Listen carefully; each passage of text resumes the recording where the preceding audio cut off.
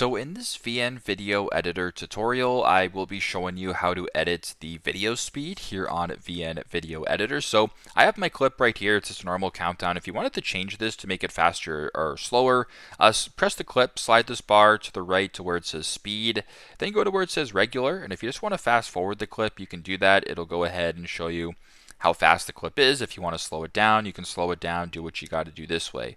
Another way you can do it as well is a curve speed right here. So for example, if I wanted to go hero time right here, it'll start fast and go slow, then fast again. You can go ahead and do custom if you want. You can go ahead and play around with it. So you can go fast, slow, and just go ahead and see fast, slow.